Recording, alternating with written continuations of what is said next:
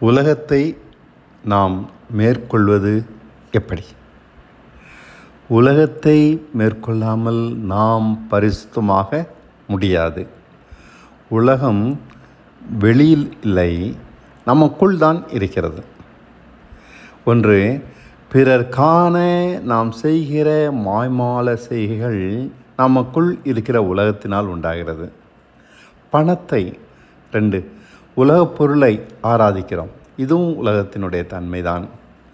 3, நாளைய பற்றிய கவலை, இதுவும் நமக்குள் இருக்கிற உலகத்தை அடையாளம் காண்பிக்கிறது.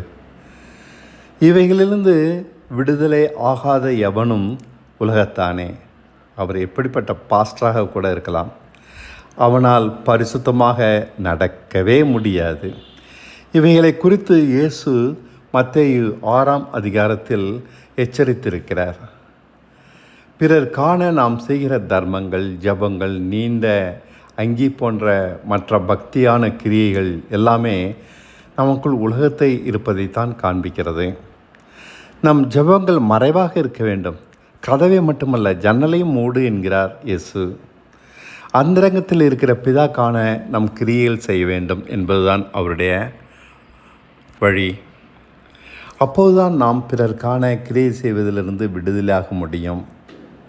நம் நற்கிரியை பிறர் காணும்போது நமக்கு மரியாதையை ஏற்படுத்தும். அப்படியானால் உங்கள் பலனை நீங்கள் அடைந்து தீர்ந்தாயிற்று என்கிறார். அந்தரங்கத்தில் இருக்கிற பிதா காண வேண்டுமானால் நம் பக்தி, ஊழியம், நற்கிரிகள் யாவும் அந்தரங்கமாக இருப்பது கட்டாயம். பிறர் காண வாழ்வது நம் இயல்பு. மற்றவர்கள் என்ன சொல்வார்கள் என்று பயந்து எல்லாம் செய்கிறோம். படிப்போ, வேலையோ, சொத்து, அழகு என்பவை பிறர் அங்கீகாரத்தை, பாராட்டை பெறவே நாம் வாழ்கிறோம், நாம் தேடுகிறோம். நாம் நமக்காகவோ தேவனுக்காகவோ வாழ முடிவதில்லை. இதுதான் நமக்குள் இருக்கிற உலகம். நாம் தேவனுக்காக வாழும்போது மற்றவர்கள் குறைவாக எடை போடுவார்கள், நம்மை அலட்சியம் செய்வார்கள், அற்பமாக எண்ணி புறக்கணிப்பார்கள். இருக்கட்டும், பரவாயில்லை, நம்மை நடத்துகிற தேவனுக்கு அது தெரியட்டும் நான் யார் என்று. ஆனால் இப்படி அடங்கி அந்தரங்கமாக வாழ்வது கஷ்டம்தான். ஆனால் அதுதான் வழி. கிறிஸ்தவ வாழ்க்கையை ஒருவன் அந்தரங்கமாகத்தான் வாழ முடியும். பிறர் காண அவைகளை வெளிப்படுத்தினால் அதில் வீரியம் இல்லை. இயேசு தான் பட்ட 30 வருட பாடுகளை தன் சீஷர்களுக்கு கூட வெளிப்படுத்தியதில்லை.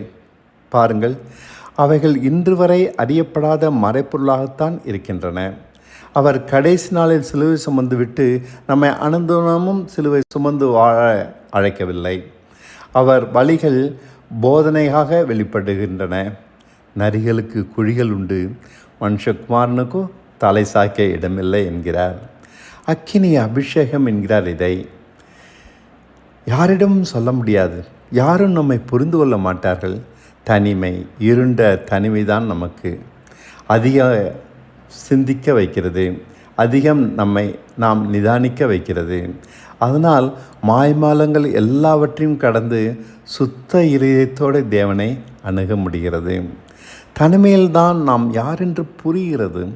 அந்தரங்கத்தில் நீதியை விரும்பாதவர்கள் என்பதை புரிந்து கொள்ள முடிகிறது. பாவத்தை வெறுக்காதவர்கள் என்று கண்டுபிடிக்க முடிகிறது. நாம் பரிசுத்தமாவது, ரட்சிக்கப்படுவது மிக மிக கடினம் என்பதும் புரிகிறது. நாம் ஏன் உணர்வற்றலாக இருக்கிறோம் தெரியுமா? எவ்வளவு வசனங்களை கேட்டாலும் பலனில்லையே. நாம் 2 மனிதர்கள். உள்ளான மனிதன், புறம்பான மனிதன். புறம்பான மனிதன் ஜோடனையானவன், ஆனால் உள்ளான மனிதன் மிக மிக அருவருப்பானவன். இப்படி நாம் உண்மை முகத்தை காண அந்தரங்க வாழ்க்கை மிக மிக அவசியம். அப்போதுதான் அடங்கி நடப்போம். இதில்லாவிட்டால் வெறும் கூச்சலும் ஆர்ப்பாட்டமுமாகவே நம் வாழ்க்கை இருக்கும். அத்தனையும் மாய்மாலம். விசுவாசம் என்பதெல்லாம் உண்மையில்லை. இதனால்தான் அநேக பிரிவினைகள், அநேக போதனைகள், ஊழிய பண தேவை உண்டாகி இருக்கின்றன. சரியான ஜீவியம் மறைந்து ஊழியம் முக்கியமாயிற்று. சரியான ஜீவியம் இல்லாவிட்டால் ஊழியம் எதற்கு? அதனால் பிரிவினைகள் உண்டாயின. பிரிவினைகள் மேல் பிரிவினைகள் இருந்தாலும் சரியான ஜீவித்தை அடைய முடியவில்லை. அந்தரங்கத்தை பார்க்கிற பிதா முன் சுத்தவானாக நம் அந்தரங்கத்தை முதலாவது காக்க வேண்டும். அநேக சபைகள் இருக்கின்றன, ஆனால் சத்தியம் காணாமல் போய்விட்டது. வெளிச்சம் தேவன் தராவிட்டால் சத்தியத்தை யாராலும் புரிந்து கொள்ள முடியாது. விசுவாசம் அந்தரங்கமானது. ஆவிக்குரிய போராட்டமும் அந்தரமாகத்தான் இருக்க முடியும். நம் மனதில் அவனுடைய தனிப்பட்ட வாழ்க்கை இது. நாம் உண்மையிலேயே ஜெயிப்போமானால் நம் விசுவாசம் மேலும் வெளிச்சம் பெறும். அந்தரங்கத்தில் காண்கிற பிதா நம் விசுவாச உண்மையை பார்த்து இன்னமும் வெளிச்சம் தருவார். உண்மையில்லாதவனிடமிருந்து இருக்கிற வெளிச்சமும் எடுத்துக்கொள்ளப்படும். உள்ளவனுக்கு மட்டுமே கொடுக்கப்படும். இதுதான் பரலோக பொருளாதாரம். ஆகையால் வெகு சிலரே வெளிச்சம் பெறுகிறார்கள். திரளான கூட்டத்தார் பெற்ற வெளிச்சத்தை அந்தரங்க உண்மையில்லாதபடினால் இழந்து போகிறார்கள். பிறர்கான வாழ்வது மாய்மால கிறிஸ்தவத்திற்குள் தான் கொண்டு போய் சேர்க்கும். நம் பாடுகள் மறைவாக இருக்க வேண்டும். நம் ஊழிய சாதனை மறைவாக இருக்க வேண்டும். தேவன் நடத்தாதவரை ஊழியம் எதுவுமே செய்யக்கூடாது. அப்படி செய்தால் அது ஆபத்து. ஜீவியத்தை வெளிச்சத்திற்குள் கொண்டு செல்ல நம் வெளிச்சம் பெருக நம் உண்மை விளங்கும். நாம் அடைந்த வெளிச்சமே ஒரு காலத்தில் தானாக ஊழியமாக மாறும். அப்படித்தான் பவுல், யோவான் இருந்தார்கள். அவர்களிடம் காணப்பட்ட உண்மைதான் அவர்கள் சாட்சி. மற்றபடி அவர்கள் நம்மை போன்ற மனுஷர்களே. அவர்களின் அந்தரங்க உண்மையின் ஆழம் பெரியதாக இருந்தபடியால் அவர்கள் வெளிச்சமும் இன்று வரை பிரகாசிக்கிறது. யாராலும் அதை மறைக்க முடியவில்லை. அவர்கள் காலத்தில் அது மறைவாகத்தான் இருந்தது. இன்று அந்தரங்கத்தில் காண்கிற பிதாவிடம் நற்சாட்சி பெற்றதால் பிரகாசிக்கிறார்கள். அவர்கள்தான் மெய்சாட்சி. உலகெங்கும் அநேக ஊழியக்காரர்கள் இருக்கிறார்கள், ஆனால் மெய்சாட்சி இன்று இல்லை. சபைகளில் ஊழியம் உலகம் புகுந்துவிட்டது. வெகு சிலரே ரட்சிக்கப்படுவார்கள் என்பதுதான் உண்மை. மாய்மாலத்திற்கு பணிந்து மறைவான வாழ்க்கையை வாழாமல் கெட்டுப்போகிறவர்களே மிகுதி. தேவனோடு பரிசுத்தமாக வாழ நாம் பணம், உலகப் பொருளை ஆராதிக்காமல் அலட்சியம் செய்ய வேண்டும். ஆதாம் செய்ய தவறியது இது. 2 எஜமான் உண்டு என்று இயேசுவே சொல்லுகிறார். இது நமக்கு பிரதானம் என்பதுதான் கேள்வி. பிழைப்பு கடுத்தவைகளை பிரதானமாக கண்டால் நாம் உலகப் பொருளைத்தான் ஆராதிப்போம். தேவ காரியங்களை இரண்டாவதாக பார்ப்போம். ஒன்றை வெறுத்து மற்றொன்றை பற்றிக்கொள்வோம் என்கிறார். தேவனை பற்றிக்கொள்ள வேண்டுமானால் பணத்தை பற்றிக்கொள்ளாதிருக்க வேண்டும், வெறுக்க வேண்டும். நம் வீடு வசதிகளை தேடாது கிடைத்தது போதும் என்று இருக்க வேண்டும். அனுதினம் வாழ்க்கைக்கு தேவையானது கிடைக்கிறதா, அது போதும் என்று சுருங்கி வாழ்வான் இவன். உலகப் பொருளை ஆராதிக்கிறவன் எளிதாக பல ஆசைகளால் இழுக்கப்படுவான். அவனால் எளிதிலும் திருப்தியாக இருக்க முடியாது. நல்ல வசதி, சிறப்பான வாழ்க்கை அமைந்தாலும் மேலும் சிறப்பை தேடி அங்கு இங்கும் அலைவான். நாம் தேவனுக்கு பிரியமாக வாழ வேண்டுமானால் அதை செய்யக்கூடாது என்று சில கட்டுப்பாடுகளை விதித்து வாழ்கிறோம். இல்லை, நாம் போக வேண்டிய திசையே வேறு. உலகப் பொருளை, பணத்தை ஆராதிக்காமல் நம் மனதை சுத்தமாக காக்க வேண்டும். உன் கண்கள் உன் சரீரத்தின் விளக்காக இருக்கிறது என்கிறார் இயேசு. நாம் பார்க்கிற விதமே வெளிச்சம் அல்லது இருள், அதை பொறுத்தே நம்முடைய வெளிச்சமும் இருக்கும். எல்லோரையும் போல நாம் எல்லாவற்றையும் அனுபவிக்கலாம். ஆனால் அதில் எதையாவது ஆராதித்தால் அதற்கு அடிமையாக இருக்கிறோம். அப்படியானால் அது நம்மை ஆளும். அதுதான் நம் தேவன். அது பணமாக இருக்கலாம், உயர் பதவியாக இருக்கலாம், அழகிய மனைவியாக இருக்கலாம், பிள்ளையாக கூட இருக்கலாம். தேவனன்றி வேறு ஏதோ ஒன்று. நம் கண்கள் இருளானால் நாம் பெற்ற வெளிச்சமும் இருளாகும். நாம் பெற்ற வெளிச்சம் இருளானால் அந்த இருள் எவ்வளவு பெரிதாக இருக்கும். இதைத்தான் சபைகளில் பார்க்கிறோம். மத்தேயு 6:23. கிறிஸ்தவர்கள் என்கிறோம், ஆனால் முழுமையான மீட்பு இல்லை. இதுதான் பெரிய இருள். வாசனம் தெரியும், ஆனால் சத்தியம் தெரியாது. பரிசுத்தமாக நடக்க வழி தெரியாது. நமக்கே நல் மனசாட்சி இல்லை. இதைவிட பாவியாக இருந்துவிட்டே போகலாமே. அந்த இருள் பரவாயில்லையே. ஏன் இந்த வெள்ளையடிக்கப்பட்ட கல்லறை? நம் பொக்கிஷம் எங்கேயோ அங்கேதான் நம் மனமும் இருக்கும். அது தேவனா இல்லை இந்த உலகப் பொருளா என்பதே கேள்வி.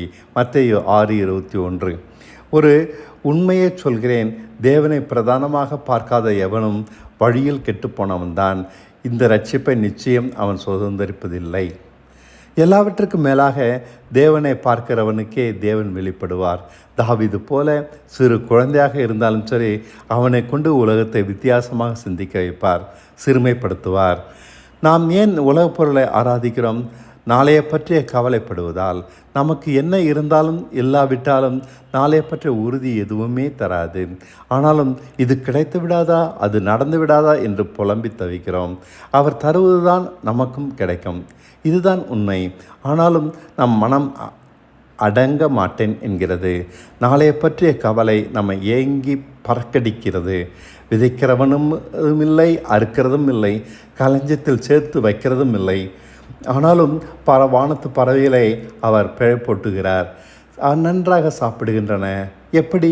தேவன் அவைகளை நன்றாக பிழைப்பூட்டுகிறார். டிசைனாக பூக்கள் நேரத்திலும் அழகிலும் பூத்து குலுங்குகின்றன. அவைகளுக்கு இப்படியெல்லாம் உடுத்த வேண்டும் என்று தெரியாது. அவைகளை உடுத்துவிப்பது தேவன். நம் கண்முன்னே இவைகளை திரளான சாட்சிகளாக நிற்கின்றன. இவைகளை அவர் ஏன் போஷிக்கிறார், ஏன் உடுத்துவிக்கிறார்? ஒரே காரணம்தான், அவருடைய சிருஷ்டி என்பதால். வேறே என்ன காரணம் இருக்க முடியும்? நாமும் அவருடைய சிருஷ்டி தானே. அவர்களை விட விசேஷமானவர்கள் நாம். பின் நாம் கவலைப்படுவதில் அர்த்தமில்லை, ஏங்குவதில் அர்த்தமில்லை, பயப்படுவதில் அர்த்தமில்லை. நாம் அவருடைய சிருஷ்டி. நாம் தேவைகளை நாம் கேட்காமலேயே அருமையாக நமக்கு தருவார். எனக்கு 73 வயதாகிறது. 1972 காலேஜ் முடித்ததிலிருந்து என்னை வேலை தேடாதே, வேலை உனக்கு தருவேன் என்றார். இன்று வரை தரவில்லை. ஆனாலும் நன்றாக போஷிக்கிறார், சிறப்பாக கவனிக்கிறார்.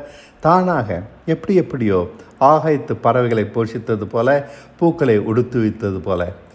கவலை, பயம் இவைகள் நாம் உலகத்தானா அல்லது தேவனுடையவனா என்பதை நமக்கு காண்பிக்கின்றன. கவலைப்படுகிறவன் எவனும் உலகத்தானே. அவன் இன்னமும் தேவனை புரிந்து கொள்ளவில்லை. தேவனை புரிந்து கொள்வதுதான் வெளிச்சம். அவரை புரிந்து கொள்வதில் மட்டுமே இருக்கிறது பரிசுத்தம், நீதி, ஜெயம் எல்லாம். அவரை புரிந்து கொண்டவன் உலகத்திலிருந்து விடுதலையாகிறான். அவரை புரிந்து கொள்ளாதவன் எவ்வளவு வேதம் படித்தாலும் விடுதலை ஆவதில்லை. மோசேயின் 10 கற்பனைகளுக்கு கொடுக்கிற முக்கியத்துவம் இங்கே நாம் இயேசுவின் அருளிய கற்பனைகளுக்கு கொடுத்திருந்தால் கிறிஸ்தவம் ஒளியடைந்து என்றோ பிரகாசித்திருக்கும். மோசேயின் 10 கற்பனை போலின்றி இயேசுவின் கற்பனைகள் அனைத்தும் நம்மை தேவனை அறிகிற அறிவில் தெளிவுள்ளவர்களாக ஆக்குகின்றன. அவைகளில் சிறிதான ஒன்றையாகிலும் மீறாமல் நடந்து மற்றவர்களுக்கு போதிக்கிறவன் பரலோக ராஜ்யத்தில் பெரியவனாக இருப்பான் என்கிறார் மத்தேயு 5:19. மீறினால் இருள், மீறாவிட்டால் பவுல் யோவானைப் போல வெளிச்சம். மீறினபடியால் அவர் கற்பனைகளையே நாம் மறந்தோம். அவைகளை கைக்கொள்ளுகிறவனே என்னிடத்தில் அன்பாக இருக்கிறான், நானும் அவனிடத்தில் அன்பாக இருந்து அவனுக்கு என்னை வெளிப்படுத்துவேன் என்கிறார் யோவான் 14:21. அதாவது அவருடைய கற்பனைகளை கைக்கொள்ளுகிறவனே தேவனை புரிந்து கொள்கிறான். அவனே பரிசுத்தமாக வாழ்வான்.